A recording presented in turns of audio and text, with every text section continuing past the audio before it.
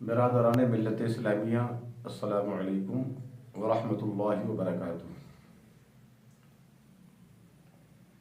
آج یوم آزادی 15 اگست پورے ملک میں بڑے دست و احتشام کے ساتھ منائی جا رہی ہے اور منانا بھی چاہیے، کیونکہ یہ ہمارا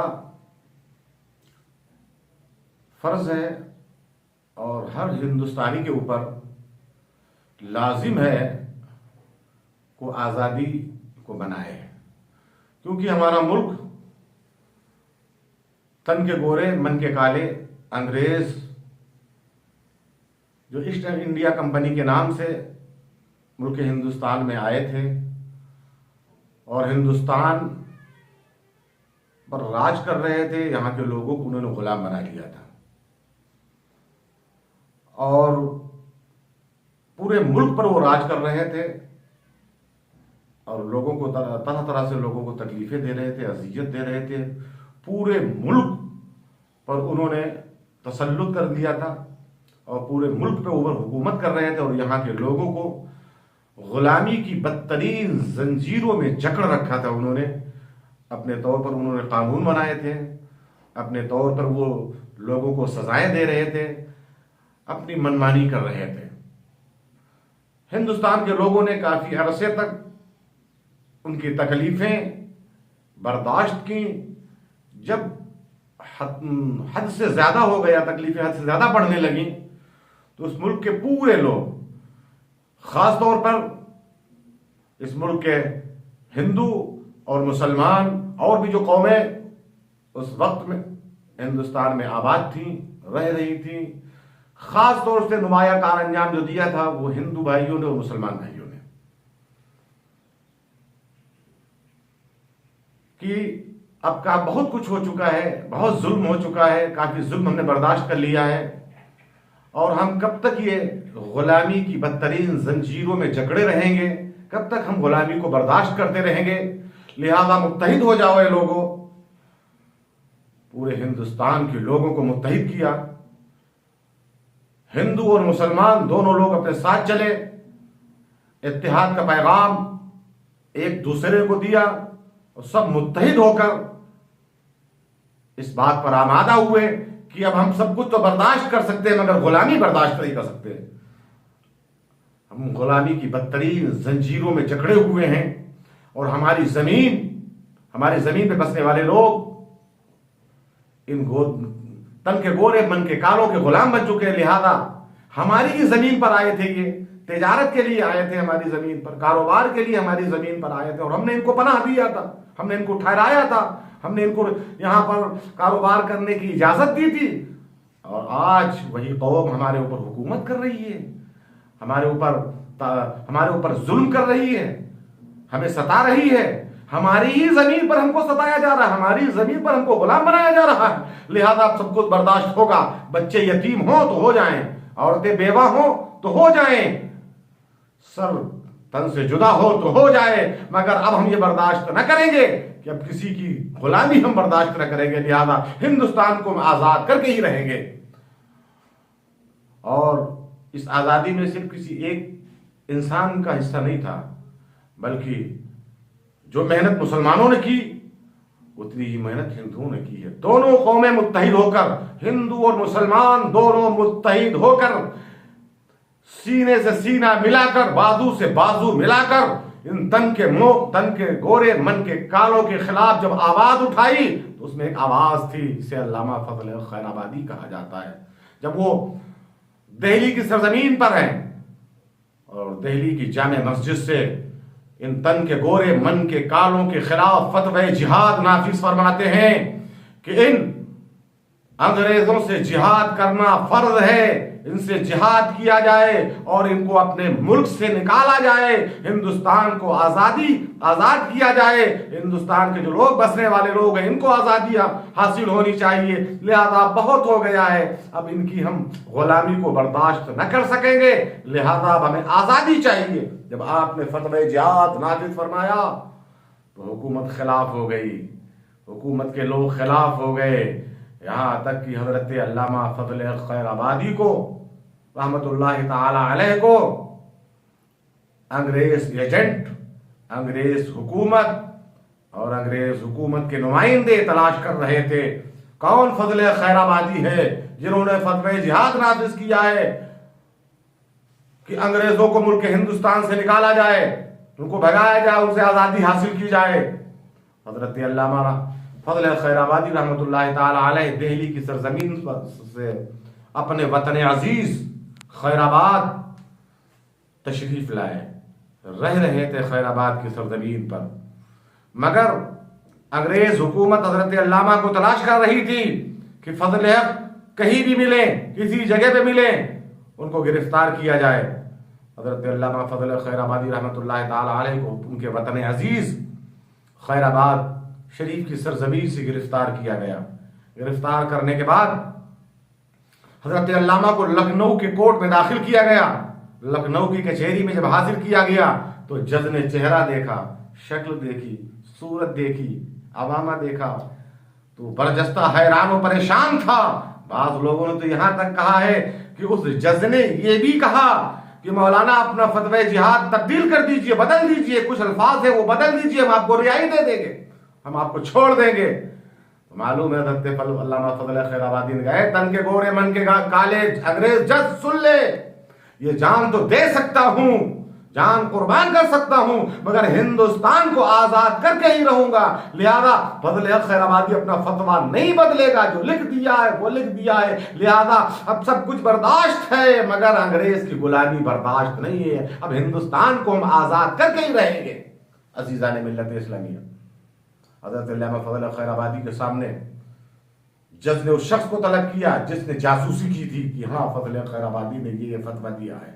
तो उसने शनाख्त के लिए, पहचान के लिए उस जासूस को बुलाया कि बताओ क्या फजल खैराबादी यही हैं, इन्होंने ही फतवा दिया फतवे जिहाद कि अंग्रेजों से जिहाद किया जाए, उनको मारा जाए, उनको कत्ल किया जाए और उनके हिंदुस्तान से निकाला जाए। तो मालूम है वो जासूस मुखबिर जब हजरत अल्लामा फजल खैराबादी रहमतुल्लाह ताला अलैह का चेहरा देखता है, उनकी शक्ल देखता है, उनकी सूरत देखता है, उनकी हैयत देखता है तो घबरा गया।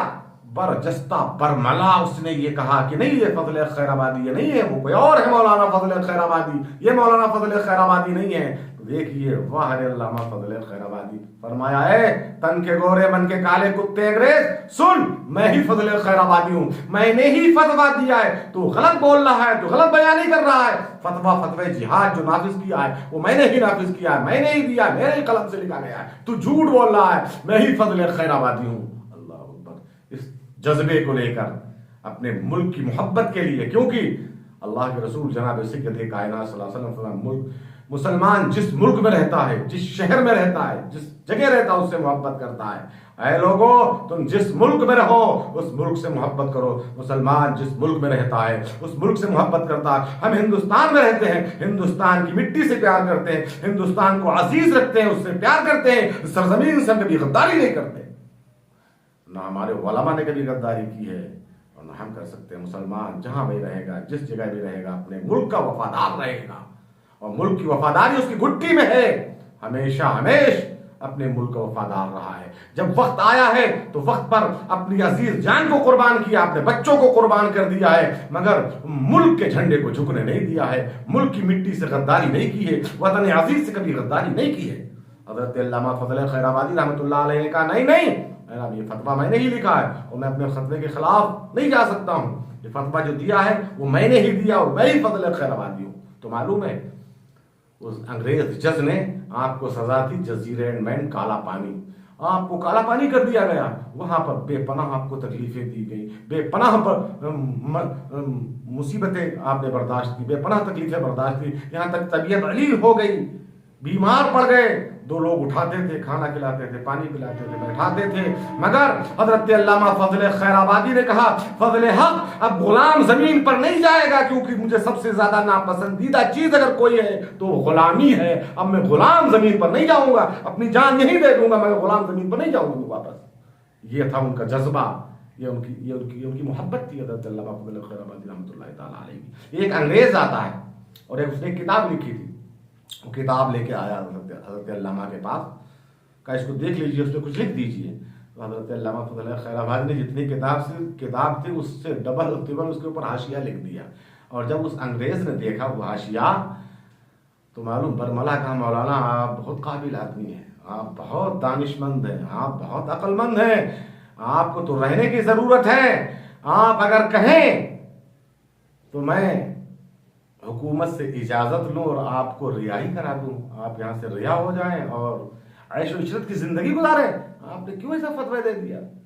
آپ اس کو رجوع کر لیں گا, رجوع نہیں کرتے, اگر آپ چاہتے ہیں تو میں آپ کو رہائی دلوا دوں گا. حضرت علامہ کے الفاظ سنیں, سبحان اللہ, ایمان تازہ ہوتا اور ملک کی وہ محبت اور ملک سے پیار ظاہر ہوتا کہ ہمیں اپنے ملک سے کتنا پیار کرنا چاہیے, اپنی مٹی سے کتنا پیار کرنا چاہیے. اور مسلمان اپنی مٹی سے پیار کرتا, اپنے ملک سے پیار کرتا, اپنے وطن کو عزیز رکھتا ہے. حضرت علامہ فضل خیر آبادی نے کہا, اے ظالم, اے من کے گورے تن کے کالے انگریز کتے, سن, فضل خیر آبادی اسی زمین پر اپنی جان دے دے گا مگر غلام زمین پر نہیں جائے گا. اب ہندوستان آزاد ہو کے ہی رہے گا, اب ہندوستان کے لوگوں کو آزادی حاصل ہو کے ہی رہے گی. معلوم ہے حضرت علامہ فضل خیر آبادی رحمۃ اللہ تعالی علیہ نے کالا پانی جزیرے ایڈمین میں اپنی جان دے دی. یہاں تک کہ رہائی کا پروانہ جب ملا آپ کو تو آپ کے شہزادے, آپ کے بیٹے پروانہ لے کے گئے تو دیکھا کہ کاندھوں پہ ایک جنازہ رکھا آ رہا ہے. کچھ لوگ آ رہے ہیں, پوچھا کون ہے آپ, یہ جنازہ کس کا ہے؟ فرمایا حضرت علامہ فضل خیر آبادی کا ہے.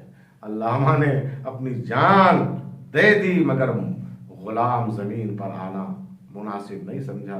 ان کو سب سے زیادہ اگر ناپسندیدہ کوئی چیز تھی وہ غلامی تھی. کبھی وہ غلامی انہوں نے برداشت نہیں کی. تو حضرت علامہ فضل خیر آبادی رحمۃ اللہ تعالی علیہ کا یہ کردار تھا کہ انہوں نے سب سے پہلے, اگر دیکھا جائے ہسٹری کا مطالعہ کیا جائے, تاریخ کا مطالعہ کیا جائے, تو حضرت علامہ فضل خیر آبادی کا نام فہرست میں سب سے ایک نمبر پہ رہے گا, کیونکہ سب سے پہلے جو مجاہد آزادی ہیں وہ حضرت علامہ فضل خیر آبادی کے قلم مبارک سے فتوی جہاد نکلا تھا. اس کے بعد پورے ملک کے مسلمانوں نے اور ہندوؤں نے متحد ہو کر ان من کے گورے تن کے کالے لوگوں کو اپنے ملک سے کھدیڑا تھا, ملک سے بھگایا تھا. ہزاروں سینکڑوں لاکھوں کی تعداد میں علماء کو سولیاں دے دی گئی تھی. حضرت علامہ مفتی کفایت علی کافی, حضرت موہانی اور نہ جانے کتنے علماء کرام ہیں کہ انہوں نے اپنی عزیز جانوں کو ملک اپنے وطن عزیز ہندوستان کے لیے قربان کیا تھا. تو عزیزان گرامی, آج جو ہمیں آزادی حاصل ہے تنہا مسلمانوں نے نہیں حاصل کی تھی, تنہا ہندوؤں نے حاصل نہیں کی تھی, بلکہ پورے وطن کے لوگ, پورے ہندوستان کے لوگ, ہندو اور مسلمان اتحاد و اتفاق کے ساتھ انگریزوں کے خلاف اعلان جنگ کیا تھا اور اپنے ملک سے ان باغیوں کو, ان انگریزوں کو, تن کے گھوڑے من کے کالوں کو نکال کر اور ہندوستان کو آزاد کیا تھا.